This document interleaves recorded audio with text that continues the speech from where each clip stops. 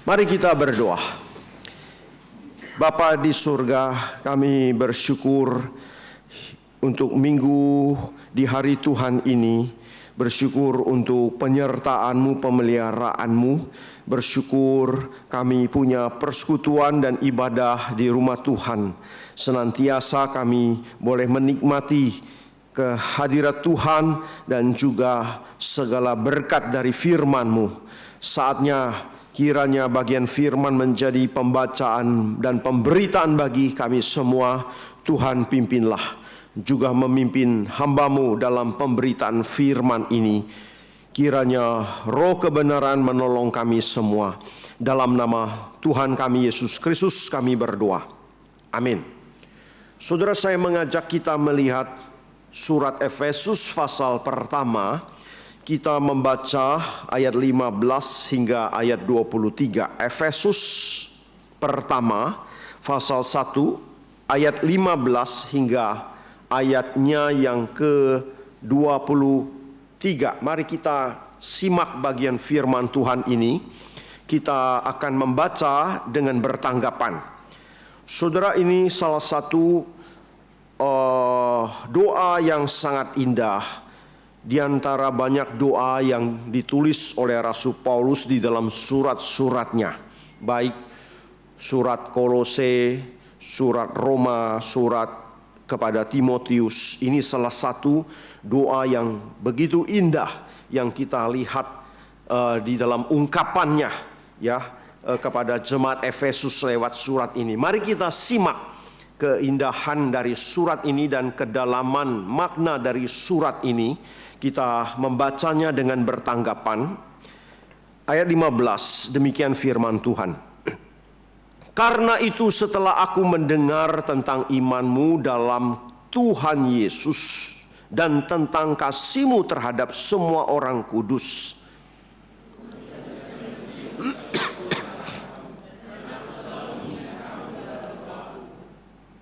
dan meminta kepada Allah Tuhan kita Yesus Kristus, yaitu Bapa yang mulia itu, supaya Ia memberikan kepadamu roh hikmat dan wahyu untuk mengenal Dia dengan benar.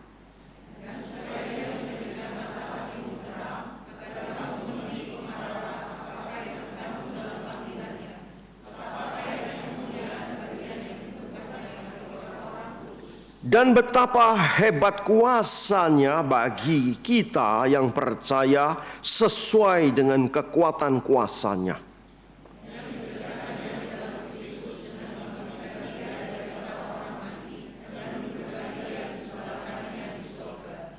Jauh lebih tinggi dari segala pemerintah dan penguasa dan kekuasaan dan kerajaan dan tiap-tiap nama yang dapat disebut, bukan hanya di dunia ini saja, melainkan juga di dunia yang akan datang.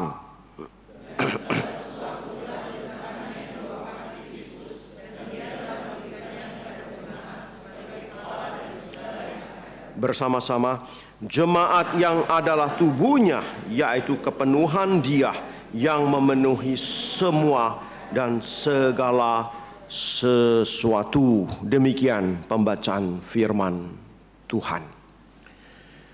Saudara, seringkali problem kita dalam hidup orang Kristen bukan kita tidak mengerti, tapi kita kurang banyak mengerti.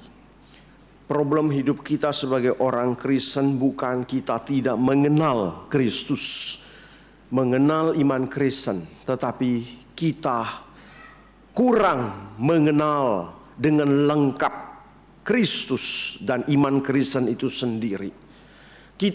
Problem kita bukan kita tidak mengalami berkat, tapi kita mengalami suatu problem. Ada banyak berkat yang kita tidak alami yang Tuhan sediakan dalam hidup kita. Saudara, anugerah Tuhan sudah kita alami. Tetapi bagaimana mengalami anugerah itu dengan limpah? Nah, itulah yang menjadi problem kita. Problem kita ialah mengalami kelimpahan di dalam Kristus. Bukan kita tidak mengalami Kristus, menikmati Kristus, tetapi kita hanya menikmati secukupnya, seadanya. Kita mengerti sekedarnya. Kita mengimani seadanya yang kita inginkan. Saudara, padahal Dia mengerjakan itu jauh lebih besar, jauh lebih agung mulia dari apa yang kita bayangkan. Kadang-kadang kita orang Kristen percaya Tuhan Yesus itu anak Allah, mati di kayu salib, menebus dosaku. Aku percaya, maka dosaku diampuni. Dosaku ditanggungnya, maka aku ada jaminan hidup yang kekal. Puji Tuhan, selesai begitu.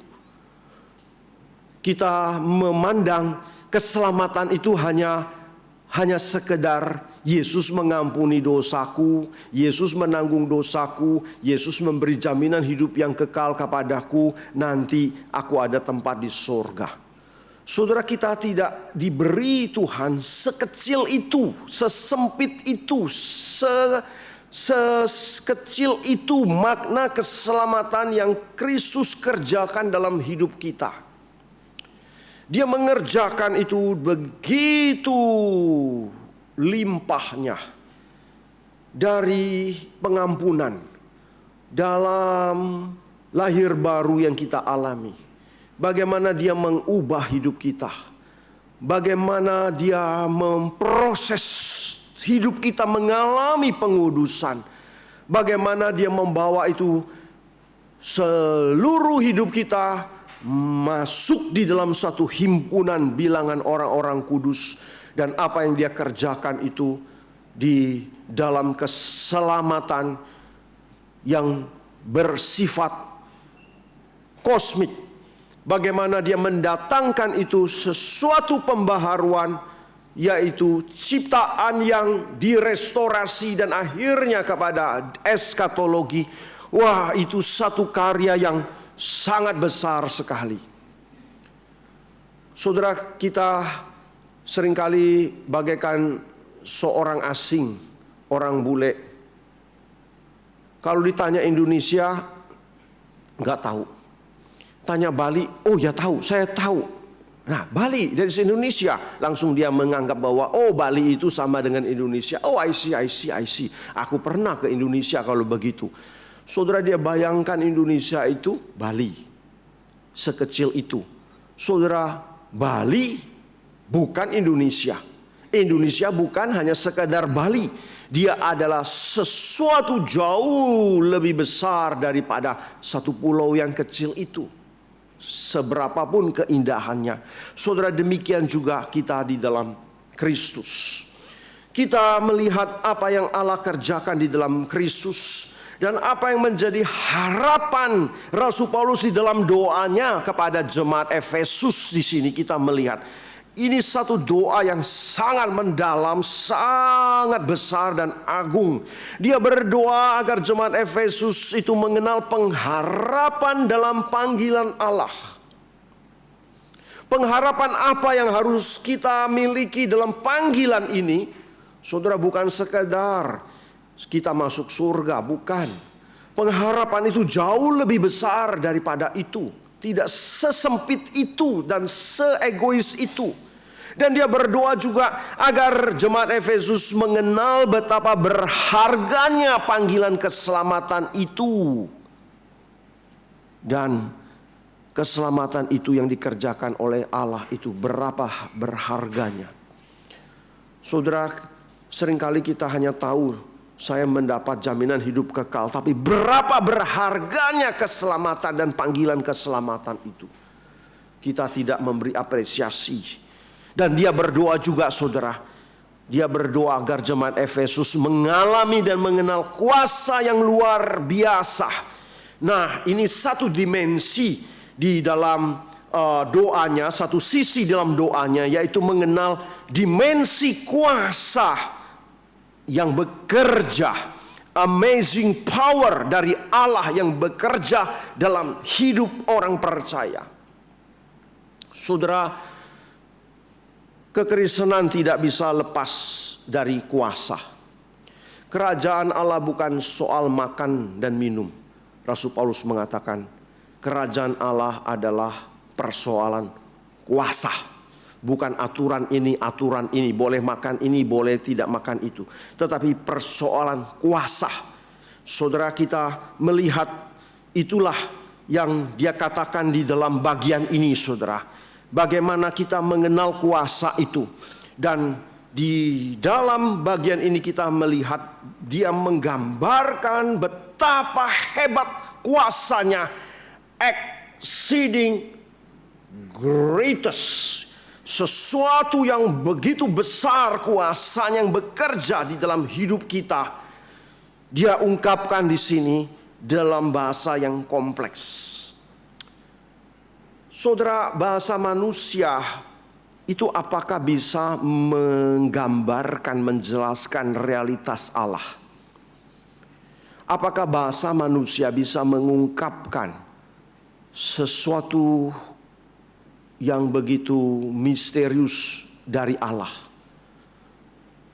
Kita menggunakan bahasa, Tuhan Yesus menggunakan bahasa, Allah menggunakan bahasa menyatakan wahyunya.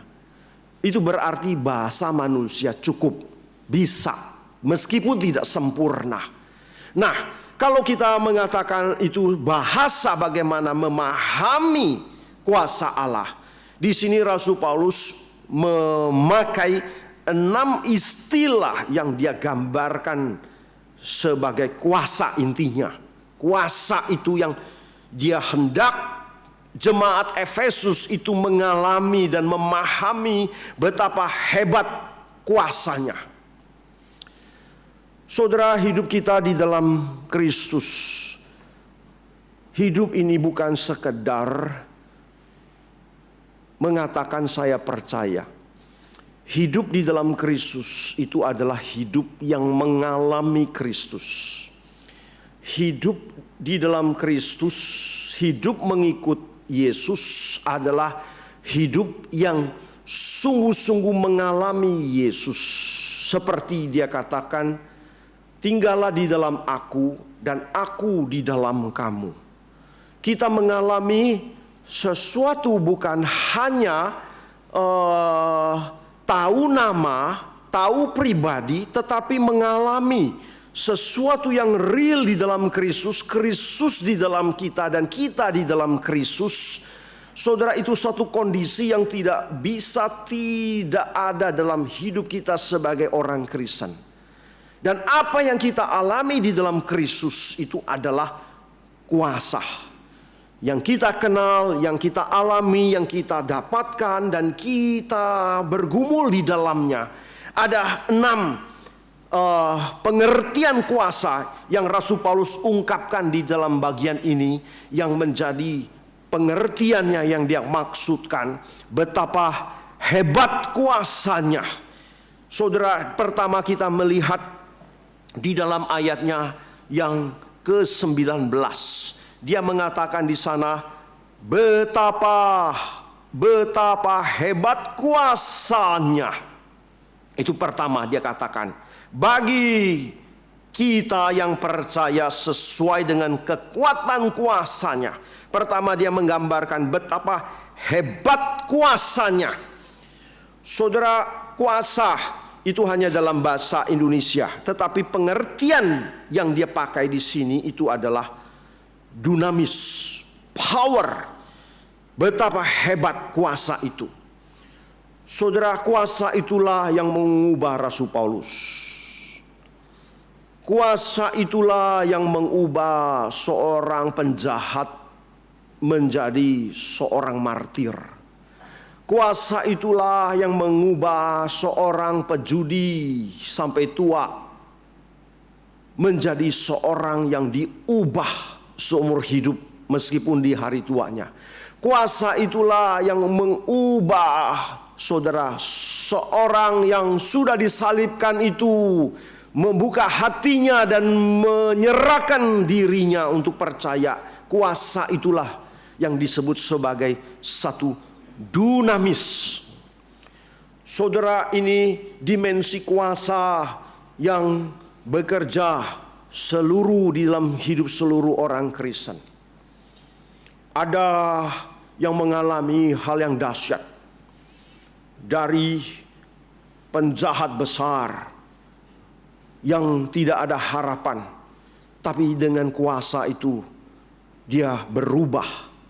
Ada orang yang dari suatu kehidupan yang pegang satu keyakinan, inilah yang benar. Dia tidak percaya apapun kecuali kekuatan dirinya, membuat dia berubah. Dia percaya Tuhan itu ada. Kuasa itu yang mengubah pikirannya. Saudara, itulah yang namanya itu dunamis. Dunamis, satu dimensi kuasa. Itulah yang dikatakan Roh Kudus akan turun atasmu dan kuasa Allah akan menyertaimu. Saudara, itu satu dimensi kuasa yang memang dia berikan, dia nyatakan di dalam kehidupan setiap orang Kristen, apalagi kehidupan rasul-rasul. Saudara, ketika Tuhan Yesus memanggil 12 murid, mereka diutus. Sebelum diutus, Tuhan Yesus mengatakan kepada mereka, mereka diberi kuasa dunamis untuk mereka pergi memberitakan Injil itu. Saudara, ini satu dimensi kuasa yang selalu menghidupkan kita sebagai orang Kristen, dan itulah yang kita nyanyikan berdoa dalam roh.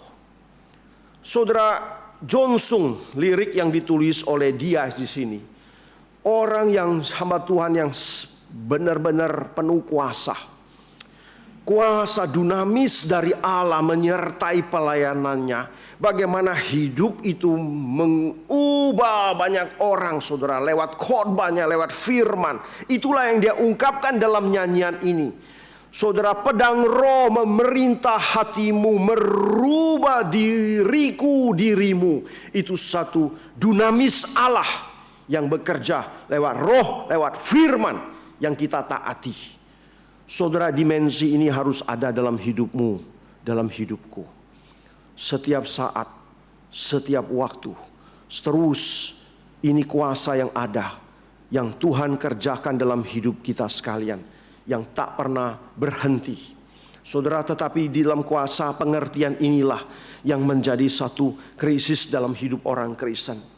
Khususnya untuk anak-anak kita yang hidup mereka baik-baik. Mereka merasa mereka orang baik-baik. Saya orang Kristen, dari lahir sudah Kristen, dibesarkan keluarga Kristen yang baik-baik, sekolah Kristen yang baik, papa mamaku orang baik, orang Kristen yang baik. Apa yang harus berubah dari diriku? Saudara, ini satu problem yang mereka tidak jumpai. Kita harus meminta kepada Tuhan nyatakan kuasa kepada mereka, saudara. 2 minggu lalu saya melaksanakan baptisan. Dan juga sebagian mereka yang sedih. Ya, senang mereka melihat mereka yang dibaptis, juga yang disidi, ya. Tapi juga menyimpan satu kesedihan. Bagaimana mereka ini yang sudah dewasa, yang sudah dulu dibaptis, sekarang sungguh-sungguh mengalami iman Kristen dalam hidup mereka. Saudara, itu pun ikut katekisasi, saya yang bujuk. Kamu sudah SMA kelas 3, ayolah ikut katekisasi, ya. Kamu sudah dewasa, harus sudah di CD. Oh begitu ya Pak ya. Akhirnya coba-coba ya ikut ya, selesai. Sekarang mau nggak CD? Kamu bersedia? Kamu mantap? Ya sudahlah. Jawabnya ya sudahlah, begitu kan ya. Loh kok ya sudahlah gitu. Saudara, ya sudah, saya juga ya sudahlah gitu. Nah, saudara, ya laksanakanlah. Tetapi bagaimana berharap mereka itu mengalami kuasa yang mengubah hidup mereka. Mereka tidak melihat hidup ini harus berubah dalam diriku. Seakan-akan take it for granted, sudah begini saja. Tidak ada suatu tantangan yang harus saya gumulkan, saya harus berubah. Mami melihat hidup saya begini, saya melihat kamu harus hidup berubah. Malesnya kamu itu loh. Ya, maminya mungkin merasa anakku gitu, kesayangan bungsu, ya disayang-sayang begitu saja. Itu satu dimensi dalam hidupmu, kau harus berubah. dalam tanggung jawabmu, di dalam pertumbuhan imanmu. Saudara, akhirnya anak-anak seperti ini kalau besar, pasti mereka cari karismatik. Nah, ini yang tidak ada dalam hidupku. Saudara, memang kau tak pernah menginginkannya. Saudara, karismatik menekankan itu, satu dimensi dunamis itu loh. Yang mereka orang Kristen, saudara, yang lari karismatik itu orang-orang Kristen yang tidak mengalami itu semua. Tidak ada dalam hidup mereka. Oh, sekarang saya kalau maju bertobat, dosa iri, dosa berzina, plung, lepas semua. Waduh, hebat sekali ya, saya mau tuntaskan. Karena mereka tidak mau bergumul. Dan itu ditawarkan oleh karismatik. Saudara, kita memiliki itu, tetapi kita tidak menggumulkan. Dan nyanyian dari lirik dari pendeta Jonsung tadi, firman-Mu pedang roh memerintah hatiku, merubah hatiku. Itu senantiasa seumur hidup kita. Itu satu dunamis yang Allah senantiasa kerjakan dalam hidup kita. Dimensi kuasa ini tidak boleh berhenti, tidak boleh stop. Saudara harus alami itu di dalam Tuhan. Tinggallah di dalam aku dan aku di dalam kamu. Saudara, ini penting. Kita tahu kuasa Tuhan, kuasa Tuhan. Bagaimana kuasa itu kita pahami?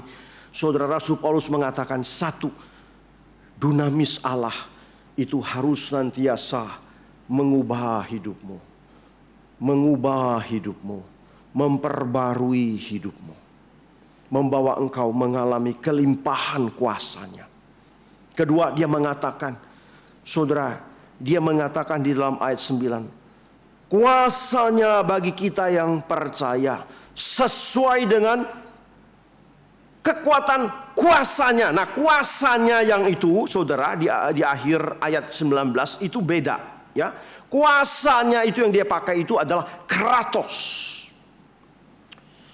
Kratos yang berarti dominion, lordship. Kratos yaitu sesuatu gambaran He is the Almighty. Nah, itu yang dimaksud kratos di sini. Saudara, ini satu dimensi kuasa yang hanya Allah miliki. Kita tidak miliki. Kita hanya mengertinya. Dan dimensi kuasa ini itu harus menjadi pengakuan di dalam hidup kita. Inilah yang dimaksud Rasul Paulus kepada Timotius. Bagi dialah hormat dan kemuliaan untuk selama-lamanya.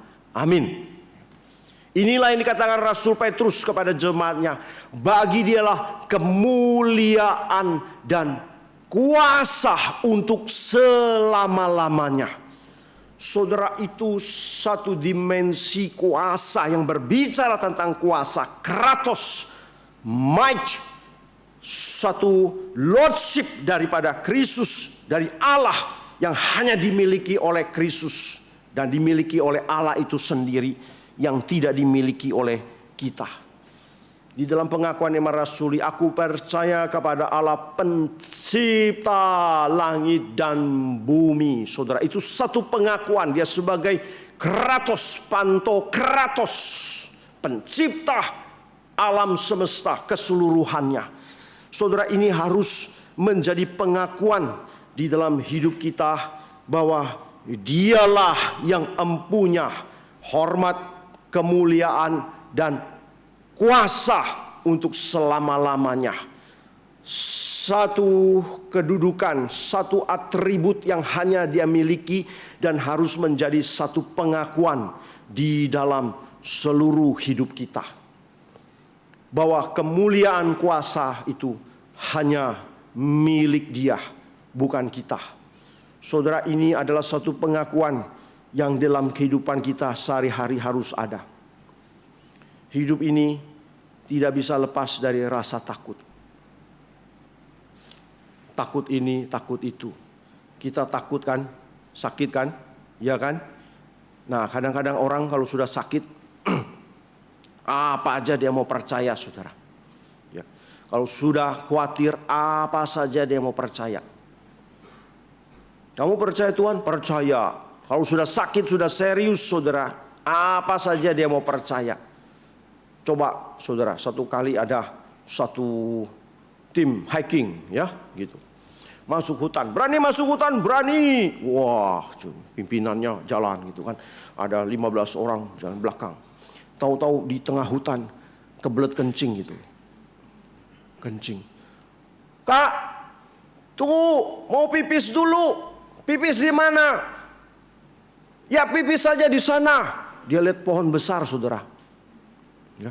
Waduh, kata nenek, jangan sembarangan kencing. Matilah aku. Ini ada penunggunya enggak gitu, saudara. Waduh, mulutnya komat kamit, saudara. Komat kamit. Permisi, permisi. Saya mau pipis, permisi ya. Loh, permisi sama siapa? Saudara, dia orang Kristen loh ya, udah dibaptis. Saudara, di dalam satu kekhawatiran itu, di dalam kekaburan, siapa penguasa? Waduh, saudara.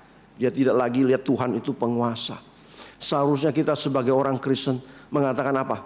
This is my Father's word. Saudara, kalau tidak saudara mengklaim, kuasa kegelapan pasti mengklaim.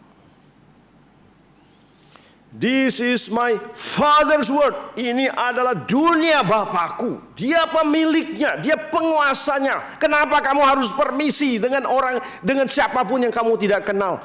Karena ketakutan. Saudara, ketakutan, di dalam ketakutan itulah siapa yang engkau akui. Saudara, itu kita harus tahu dengan jelas. Di sini Rasul Paulus memakai kata kuasa. Kratos, dialah pemilik kratos itu. Saudara, ini dimensi yang harus kita akui di dalam kehidupan kita. Dia hanya milik Kristus, tetapi kita harus menjadi pengakuan kita di gereja, pengakuan kita dalam pelayanan, pengakuan kita di dalam perjuangan pelayanan kita, dan juga di dalam pengakuan hidup pribadi kita. Dia adalah penguasa atas hidupku. Saudara, ini satu dimensi yang sangat penting. Dan dimensi kuasa ini dia katakan itu bekerja. Bekerja. Dikatakan di sini kekuatannya, kekuatan kuasanya itu, kekuatan ini adalah satu dimensi ketiga yang dia ungkapkan sebagai kuasa Kristus, yaitu dia memakai istilah yang berbeda. Dia katakan di sini dengan istilah iskus, kekuatan, kemampuan, strength, ya, sesuatu kekuatan dari kratos itu nyata dalam hidupmu, hai jemaat Efesus. Saudara, kekuatan inilah yang diungkapkan dalam nyanyian ini tadi yang dijelaskan tadi oleh saudara kita siapa Fandi ya tadi ya betul ya itu. Dan saya baru tahu saudara cerita daripada lagu ini, Indahlah Ikatan ya. Memang seindah melodi itu saudara, John Fawcett ya. Bagaimana harus melayani di satu jemaat yang begitu asing ya, begitu sederhana dalam kesendirian situ. Satu nyanyian ini mengungkapkan itu, keberanian dia menantang itu menjadi sesuatu yang begitu indah. Saudara, kekuatan itu pasti menyertai hidup kita sebagai orang Kristen. Kita tanpa kekuatan ini kita semua gugur, saudara. 12 murid ikut Tuhan Yesus. Apa yang membedakan 12 dengan Yudas? Yudas tidak diberi kekuatan ini. Petrus pun sama jatuh. Tetapi Petrus diberi kekuatan itu. Petrus, iblis sudah siap menampi engkau. Semudah itu engkau akan gugur. Tapi aku berdoa untukmu. Ada suatu kekuatan yang Tuhan beri kepadanya, support buat dia, yaitu iskus, kekuatan, kemampuan engkau bisa bertahan dan bangkit kembali. Saudara, ini satu dimensi harus kita alami. Saudara pernah kecewa? Saudara pernah putus asa? Saudara pernah mau tinggalkan pelayanan? Saudara pernah merasa give up? Saudara, kita semua pasti pernah mengalami itu. Mungkin kita tidak seberat orang-orang lain yang dianiaya, tapi mereka bisa bertahan. Itu bagaimana melampaui pikiran kita, saudara. Mereka kuat di dalam kesulitan itu, tetap kuat. Mereka sendiri gak bisa jelaskan mengapa saya tetap bertahan kuat begitu. Saudara, kekuatan itulah dari Kratos itu diberikan kepada kita. Maka Rasul Paulus ingatkan kepada jemaat Efesus, hendaklah kamu kuat di dalam Tuhan. Itulah yang dia maksud. Kuat di dalam Tuhan. Di dalam kekuatan Kratosnya. Saudara, kita harus mengalami itu di dalam Kristus. Mengikut Kristus adalah mengalami kuasa Kristus. Mengikuti Kristus adalah hidup di dalam Kristus dan Kristus di dalam kita. Dan ini harus ada. Kadang-kadang kita bisa patah arang, saudara, ya. Dalam segi kesehatan, kesulitan, problem, disalah mengerti, apalagi difitnah, apalagi sampai di penjara, ya, ada orang seperti itu, saudara. Kita bisa patah arang. Tetapi kekuatan ini pasti menyertai kita dan kita harus meminta senantiasa kekuatan itu. Dan inilah yang dimaksud, saudara, berdoa dalam roh, saudara. Doa kita untuk apa? Saudara, doa itu bukan untuk saudara minta mujizat, bukan. Doa itu ialah supaya ada kekuatan dalam hidupmu. Engkau dan saya kalau tidak berdoa, engkau tak mengalami itu, kekuatan itu. Dan di dalam doa itulah kita secara tidak sadar bagaimana Allah memberi kekuatan itu kepada kita. Kita perlu doa karena kita butuh kekuatan dari Tuhan. Kamis kemarin, saudara, 2 minggu yang lalu, Kamis 2 minggu yang lalu, setelah Pak Ivan dalam acara promosi ke doktoratnya, Pak Tong hadir. Setelah selesai semua, ya beliau kembali ke kantornya. Setelah itu kami bincang-bincang sebentar. Setelah itu ya kurang lebih setengah jam kami bubar. Dia istirahat di sana kurang lebih ya jam 5. Terduduk di sana di sofanya, dia tertidur dengan masih pakai dasi, pakai jas. Jam 7.30 saya ke sana menjemput dia karena ditunggu oleh mahasiswa Mandarin. Mereka janji ada persekutuan dengan beliau. Patong, mereka sudah tunggu. Apa? Mereka sudah tunggu di sana. Oh ya, waduh, saya tidur ya. Waduh, saya nggak bergerak tidurnya dari tadi, dari jam 5, saudara. Lelahnya karena perjalanan ke Korea, ke Amerika, balik lagi ya, masih terasa lelah. Satu perkataan beliau ucapkan, sudah tua. Ini kalau tidak ingat panggilan, saya tak mungkin ada kekuatan. Jadi kekuatan itu, saudara, di dalam panggilan itu yang memberi dia kekuatan. Dalam kelelahan itu sampai 2 jam lebih terduduk sana tidak bergerak. Tapi tetap mau, saudara. Karena saya sudah janji bersekutu dengan kira-kira 12 mahasiswa. Mau ketemu mereka. Tetap dia kerjakan itu.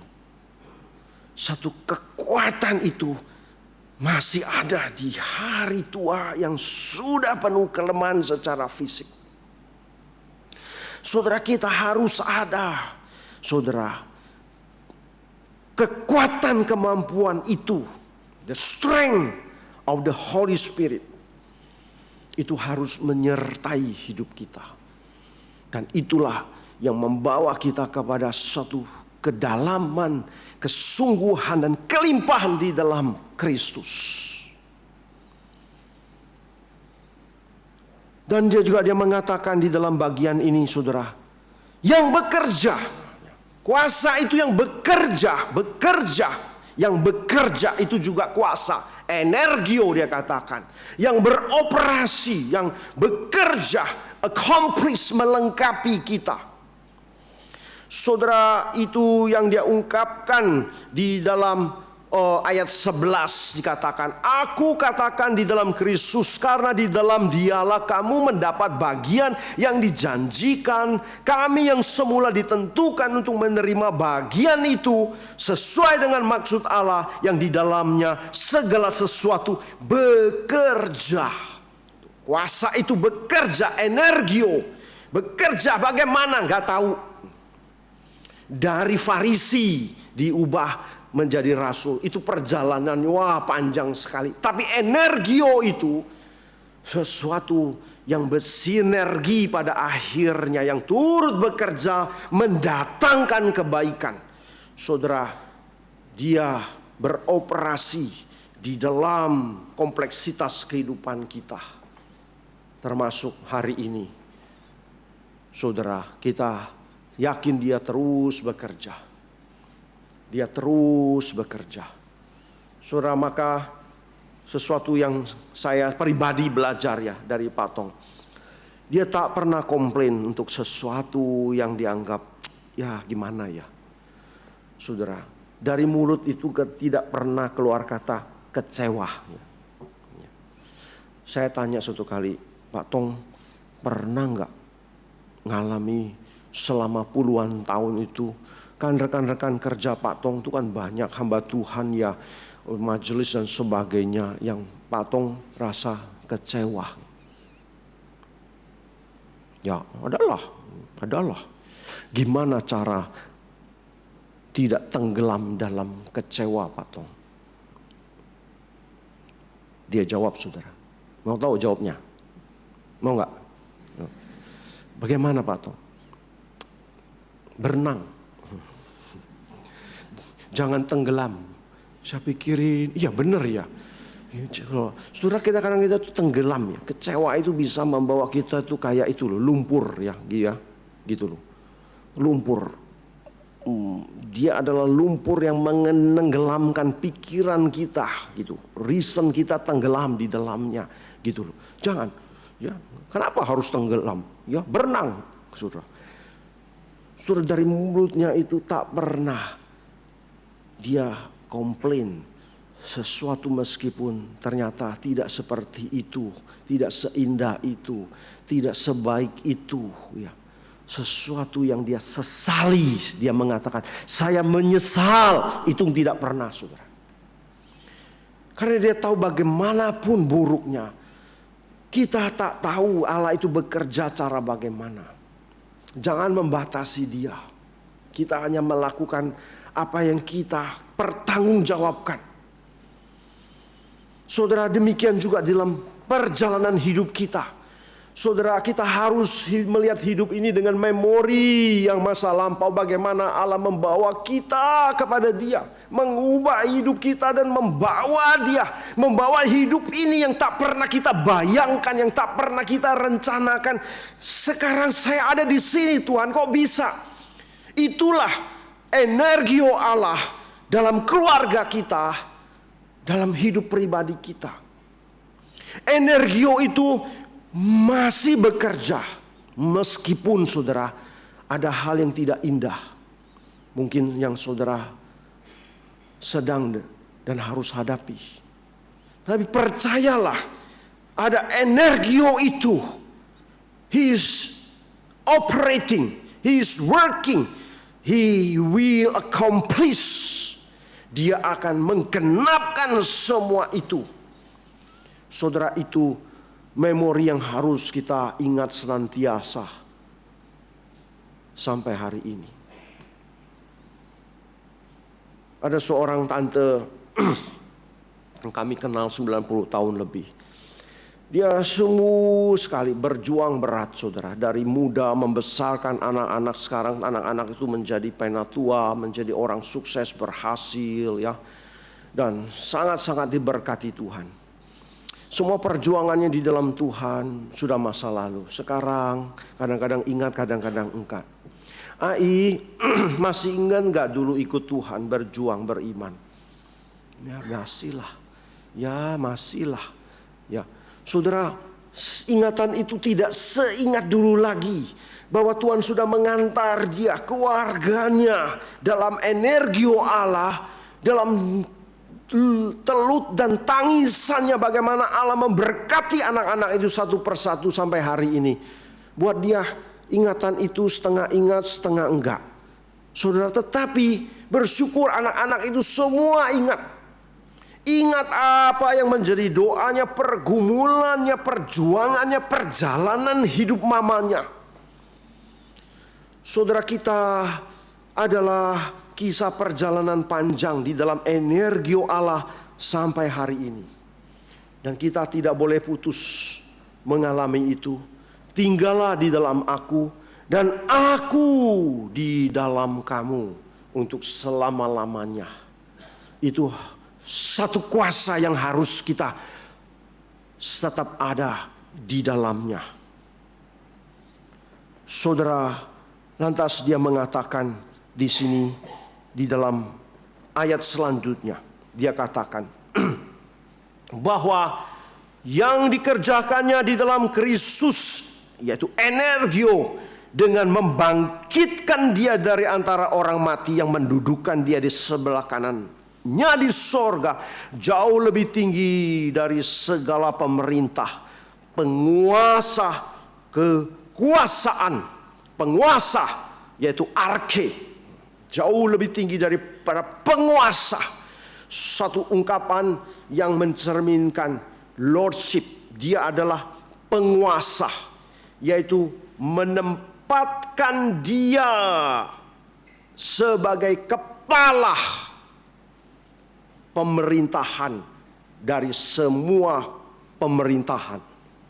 Dia adalah arke yang utama. Saudara, itu harus menjadi satu kesadaran, pengakuan di dalam hidup kita. Dia adalah the principle, yaitu penguasa yang paling utama itu. Saudara, ini satu dimensi gambaran tentang pribadi Kristus. Kita bisa mengatakan, ya, Yesus adalah Yesus. Yesus adalah Nabi. Yesus adalah anak Maria. Yesus adalah anak manusia. Betul. Tetapi saudara, dia yang sudah bangkit duduk di sebelah kanan Allah Bapa itu, dia adalah penguasa.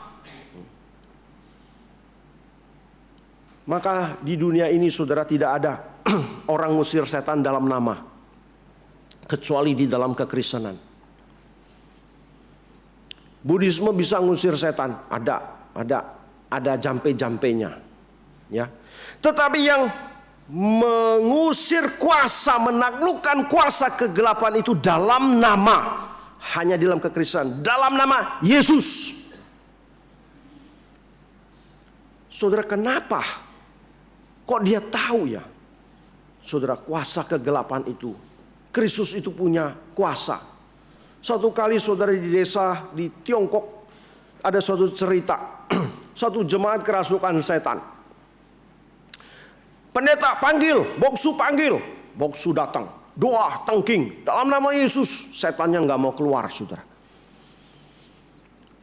Waduh, sudah setengah jam berdoa. Kita berdoa, tidak selesai-selesai.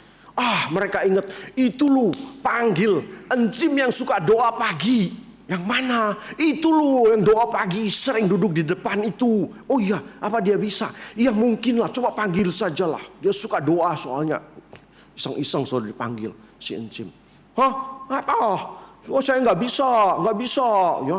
Saya lah Cim, datang aja. Saudara si Encim yang nggak pernah usir setan, coba-coba gitu kan ya. Terus ya, saudara bawa sapu tangan.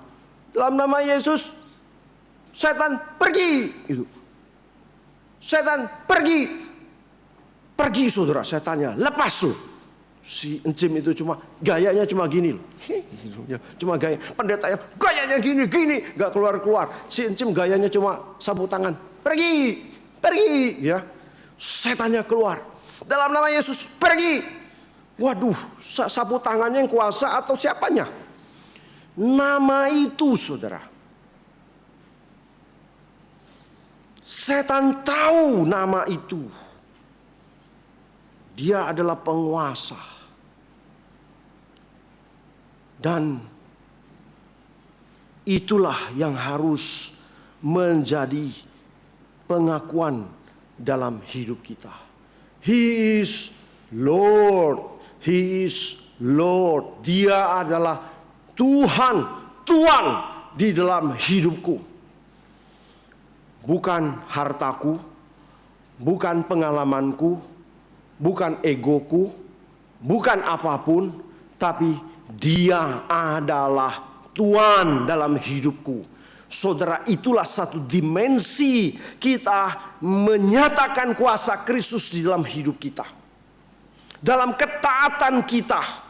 Di dalam pengakuan kita, Dia adalah Tuhan dalam keluargaku, pemimpin raja dalam hidupku.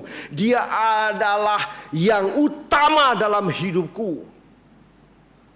Saudara, itu harus ada dalam seluruh dimensi. Di dalam bisnis kita, di dalam keluarga kita, di dalam studi kita, di dalam keluarga, sesulit apapun. Saudara, itu harus ada. Kadang-kadang kita merasa menyerah. Tuhan sudahlah. Ini urusanku. Ini wilayahku Tuhan. Harap Tuhan tidak campur tangan. Apalagi gereja campur tangan. Janganlah. Ya, saya tidak mau. Ini urusanku. Satu kali saya telepon ingatkan satu ibu. Ibu. Jangan memperlumit masalah keluarga. Ini sudah diambang perpecahan. Saya ingatkan ya, saya mau bicara sama ibu. Nanti saya bawa Penatua Timothy sebagai saksi. Supaya ingatkan ibu. Ini sudah bahaya.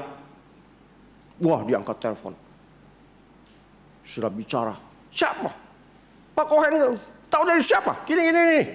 Gimana? Ini tidak benar, gini. Wah, Pak Cohen nggak mau dengar saya. Jebrek. Waduh, saya tidak mau lagi ke gereja. Jebrek. Tutup saudara. Ya sudah. Saya ingin bawa ibu takut akan Tuhan. Dia merasa ini urusanku. Jangan bawa urusan rohani. Ini adalah masalahku. Aku mau cara apapun. Ya Bu, kami mau nasihatkan ibu. Gak mau. Dan sejak ini saya tidak mau lagi ke gereja. Jebrek. Tutup saudara. Benar-benar dibanting teleponnya gitu. Ya sudahlah. Gimana ya? Saudara, He is Lord saudara. Dia memakai gereja, dia memakai hambanya dalam segala kekurangan. Agar dia tetap bertahta mengatur hidupmu. Kadang-kadang kalau sudah kesulitan saudara, yang menjadi Tuhan itu semua kita saudara. Tidak ada lagi Tuhan, gak maulah saya. Pura-pura gak tahu lah atau gak mau tahu. Padahal kita mengatakan dia Tuhan. Apa-apaan ketika kamu dalam persoalan seperti ini, di mana dia Tuhan? Terakhir saudara, Rasul Paulus mengatakan di dalam bagian ini.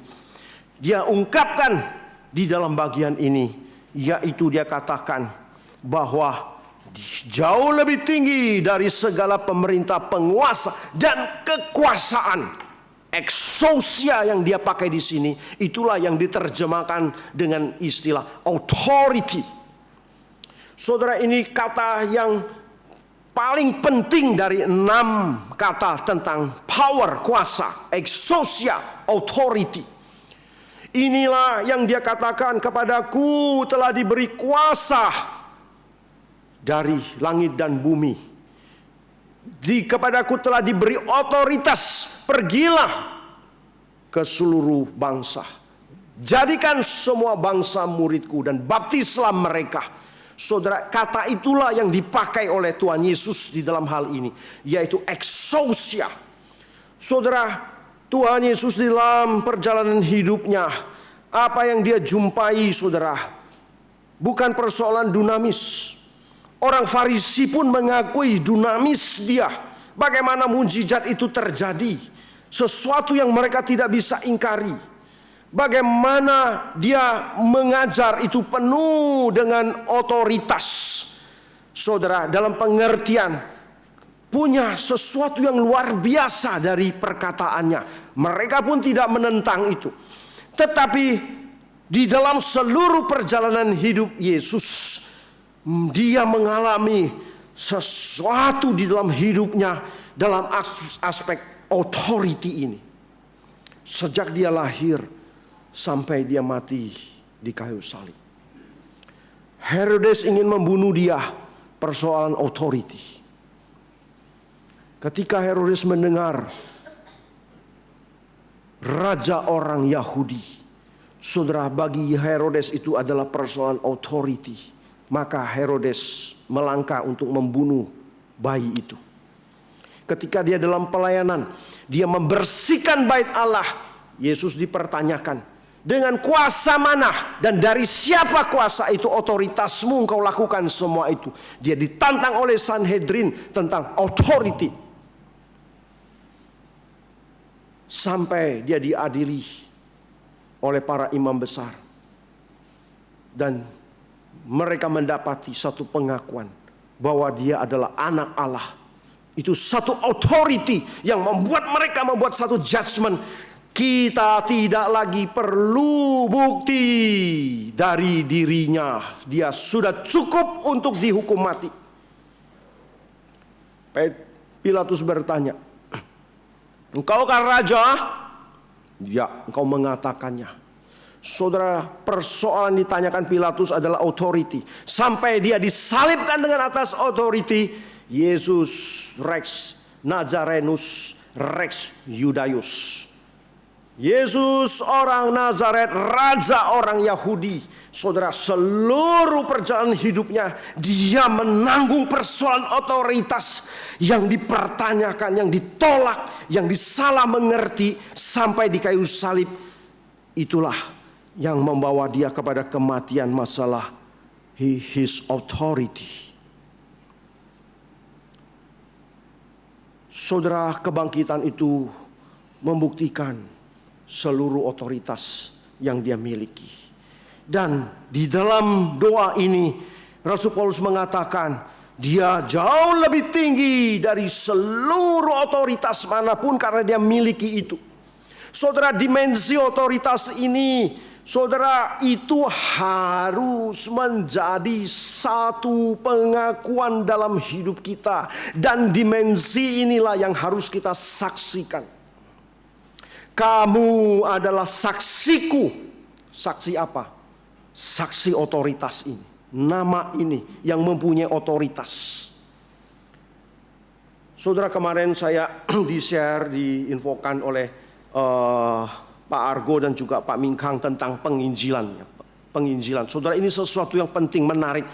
Saudara, ini minggu kedua. Kami juga di Spri, saudara, memakai tim daripada Pak Michael Densmore.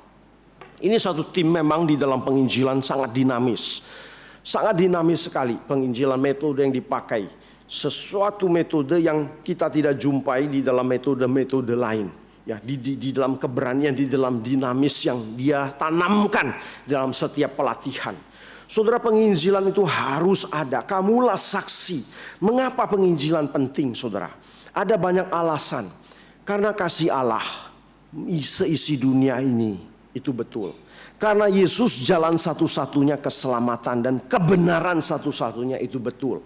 Karena apa? Karena panggilan dan tugas kita dalam yang harus kita tanggung itu betul. Karena rasa hutang Injil yang membebani hidup kita itu betul. Karena kasih Kristus yang sudah kita alami, kita harus memberitakan Injil itu betul. Rasul Paulus memberi satu alasan. Karena saya memenangkan jiwa itu akan menjadi korban yang harum di mata Allah yang aku bawa. Saudara, itu juga menjadi alasan mengapa Rasul Paulus memberitakan Injil. Salah satu kita memberitakan Injil alasannya ialah otoritas dan finalitas Kristus. Dialah yang memiliki otoritas itu dan dialah melampaui semua agama-agama dan tokoh agama. Saudara, itu harus kita saksikan dalam hidup kita. Dia yang berjuang, bertarung, dihakimi sampai dia mati atas dasar alasan otoritasnya. Saudara, layakkah kita tidak menyaksikan otoritas itu? Inilah satu otoritas yang harus kita saksikan. Saudara, kita bukan utamanya saksikan, wah saya sembuh loh dari kanker loh, sembuh itu. Saudara, itu baik. Saudara bisa tutup itu, bisa tidak saksikan. Banyak saudara di gereja GRI, mereka yang mengalami hal-hal itu. Mereka tidak mau ngomong, sudahlah itu pengalamanku dengan Tuhan. Itu satu dinamis yang Allah kerjakan. Bagaimana tumor itu yang 2 minggu lalu tuh dokter mengatakan harus diangkat. Ya, namanya miom itu harus diangkat. Ya sudahlah, saya harus siapkan. Begitu masuk rumah sakit, di scan lagi. Loh, kok nggak ada? Kok nggak ada? Ya itulah, saya juga heran, dokter juga heran. 2 minggu lalu sudah putuskan. Itu jelas sekali di layar itu harus diangkat. Setelah 2 minggu balik lagi mau dioperasi, gak ada. Loh, ibu kok gak saksikan? Ya sudahlah, itu kan pengalamanku bersama Tuhan. Nah, itu suatu dinamis yang Allah kerjakan dalam hidupnya. Tetapi untuk yang namanya authority exousia ini, saudara dan saya tidak boleh tutup mulut. Saudara harus saksikan. Saudara, inilah terbalik di dalam kehidupan karismatik selalu menyaksikan hal-hal dinamis itu. Wah, diceritakan hebatnya saudara. Injil, kuasa Kristus. Janganlah.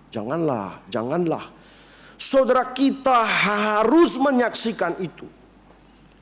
Dan pelatihan dari pari itu menolong kita. Ikutlah saudara. Itu akan membangun kehidupanmu di dalam Kristus. Membangun di dalam hal engkau mengalami, menyatakan kuasa Kristus. Saudara, ini penting sekali. Engkau adalah saksi. Saksi apa? Sederhana, saksi otoritas itu. Dialah juru selamat, dialah anak Allah dan juru selamat dunia. Itu otoritas yang dia miliki. Dia melampaui semua tokoh agama manapun. Dan itu harus disaksikan. Saudara, memberitakan Injil tidak pasti dan tidak harus mutlak. Saudara harus memenangkan orang itu. Belum tentu saudara. Mungkin saudara dimarahin, didamprat, diludahin, diusir. Tetapi kesaksian tentang otoritas Kristus itu harus menjadi satu kesaksian. Tanpa ini gereja mati. Tanpa kesaksian otoritas Kristus, gereja dan hidup kekristenan kita akan tenggelam. Karena inilah satu otoritas yang senantiasa seumur hidup kita harus saksikan dari mulut kita kepada orang lain. Biarlah kuasa Kristus yang bekerja, yang sudah kita alami, kuasa itu, otoritas itu menyertai kita, memimpin hidup kita, membangun hidup kita semua. Amin. Mari kita berdoa. Bapa di surga, terima kasih untuk kelimpahan yang Kau kerjakan dalam hidup kami. Tuhan, jangan biarkan kami hidup dalam satu keminiman, mengerti siapakah Engkau, mengalami sesuatu yang begitu miskin dari kelimpahan yang Engkau mau berikan dalam hidup kami. Tuhan, ajarkan kami hidup di dalam Engkau dan Engkau di dalam kami. Dan pimpinlah hidup kami sungguh-sungguh mengalami akan kuasa-Mu itu yang bekerja senantiasa dalam hidup kami. Bapa di surga, berilah kami juga keberanian di dalam kami menyatakan sebagai saksi Kristus untuk otoritas Kristus yang oleh karenanya Dia rela mati. Dan oleh karena otoritas itulah Dia difitnah, dengan otoritas itulah akhirnya Dia dibangkitkan oleh Bapa di surga. Oh Tuhan, kiranya hati kami sungguh melihat hidup kami sepenuhnya di dalam Tuhan. Dan kami melihat Tuhan yang bekerja mengubah dengan kuasa-Mu dan bekerja membawa hidup kami kepada satu yang lengkap dan sempurna seturut panggilan dan rencana-Mu. Dengarlah doa kami Tuhan, di dalam nama Tuhan kami Yesus Kristus kami berdoa. Amin.